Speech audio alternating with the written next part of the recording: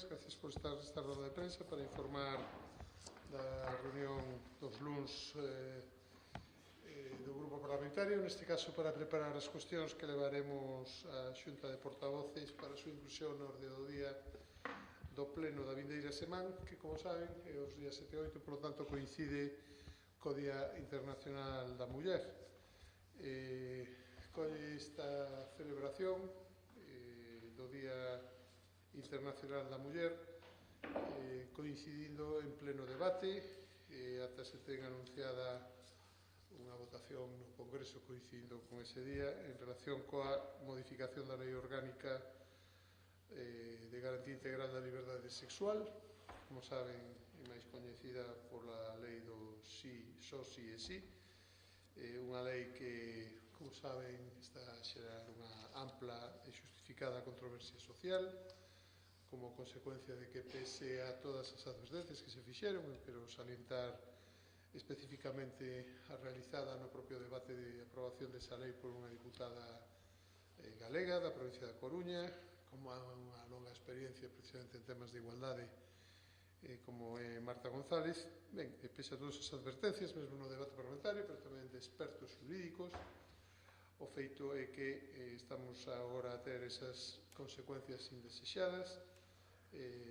que, bueno, pois, están levando a que se estén rebaixando moitas penas de delincuentes sexuais, moitas delas tamén, como saben, na Comunidade Autónoma de Galicia, onde, por certo, a proporción é superior a de outras comunidades autónomas con relación á súa poboación. Nos, certamente, desde o Partido Popular, xa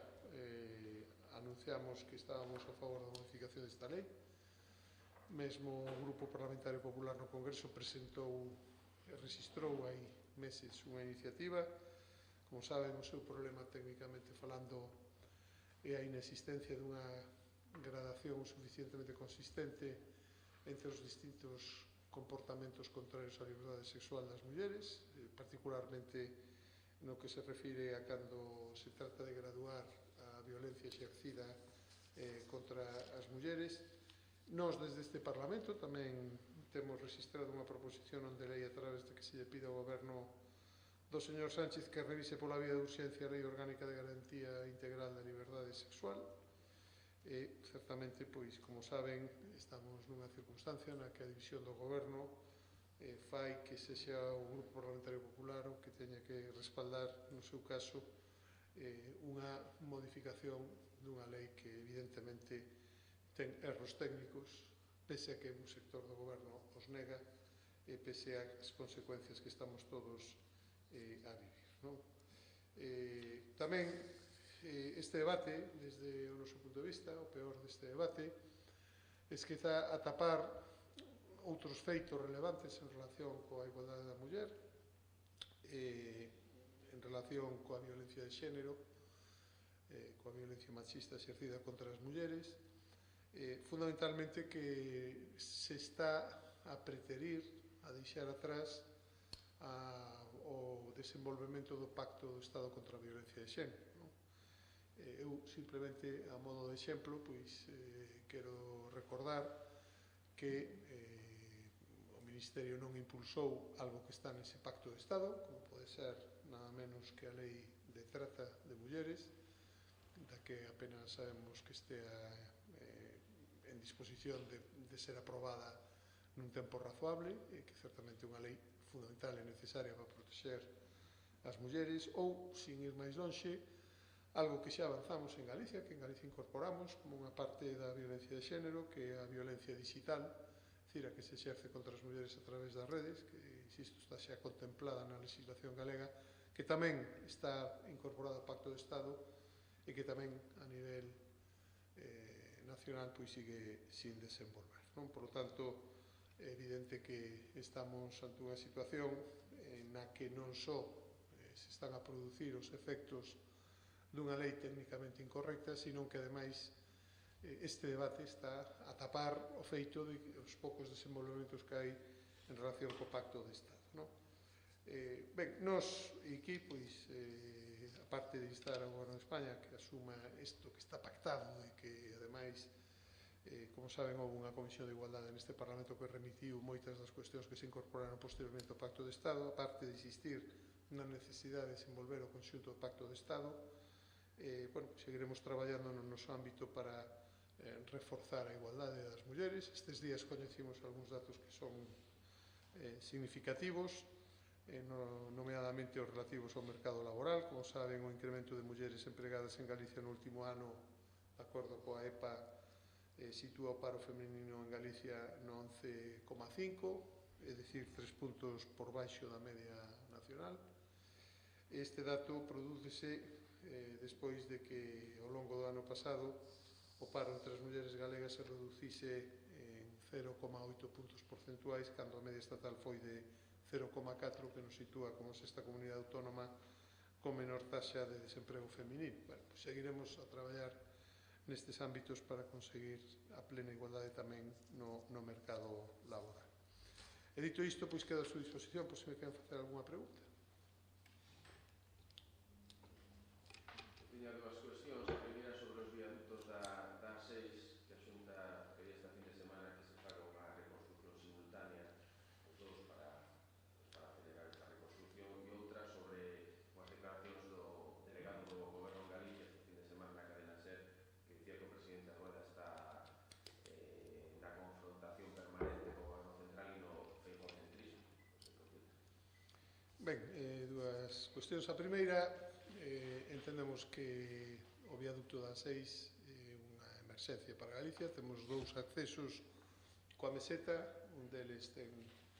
unha grande eiva como consecuencia do colapso dun viaducto, e certamente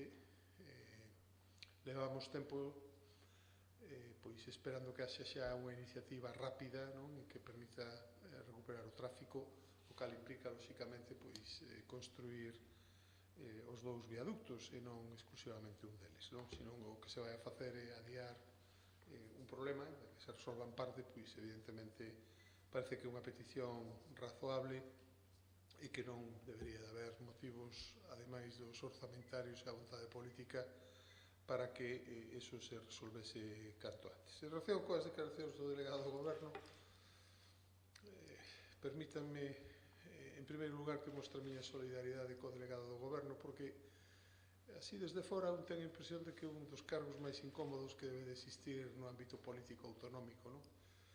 O de ter que xustificar absolutamente todo o que fai o Goberno de España, con independencia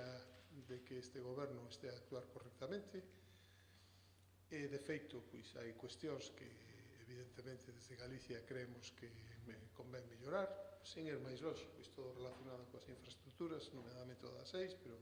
outros temas como pode ser, por exemplo, todo relacionado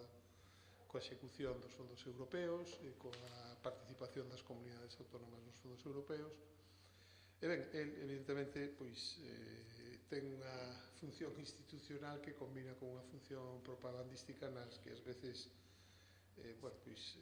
creo que demostra excesivo entusiasmo dado as circunstancias, non? Creo que el, ademais, debería de saber, por exemplo, que algunhas cuestións como as que está a dicir con relación aos fondos que se trasladan desde o Goberno Central á Comunidade Autónoma, que boa parte deles teñen que ver, o incremento ten que ver con que os galegos pagamos máis impostos como consecuencia das subas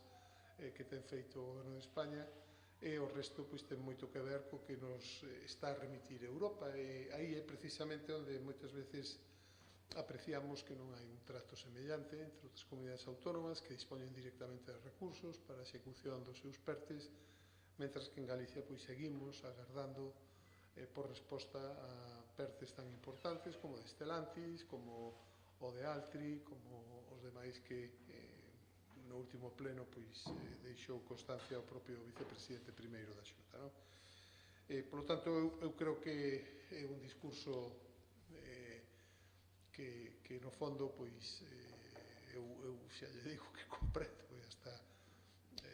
teño certa, non sei como decirlo, non? Pero efectivamente ten un traballo moi complicado, moi difícil, defender algo que ten pouca defensa e, por lo tanto, é frecuente que use argumentos que son chamativos e sobre todo este da confrontación, non? Porque se hai algo que é o primeiro deber das institucións autonómicas é defender os intereses de Galicia. Por lo tanto, é non entender como funciona o Estado autonómico cando, con toda a legitimidade do mundo, o presidente da Xunta ou este Parlamento se dirixen ao Goberno de España simplemente en defensa dos intereses da comunidade autónoma, que é o que nos obriga o Estatuto, para demandar un trato semellante ao que reciben outras comunidades autónomas. E creo que iso é evidente que non se está a producir, non? O caso famoso da lei do litoral, onde viñeron aquí a decir que había unha declaración de independencia con todo o que este goberno lle está, entre comillas, a permitir, non? Ao goberno da Generalitat. Pois son, en definitiva, exemplos claros da difícil posición que ocupa o delegado do goberno. Eu o que lle pediría pois, é un pouco máis de rigor e non cada vez que a Xunta fai unha petición que é lexítima, en vez de respostar con argumentos, no seu caso, pois respostar con ese soniquete de que a Xunta confronta, a Xunta que fai defender os intereses de todos os galegos e galegas.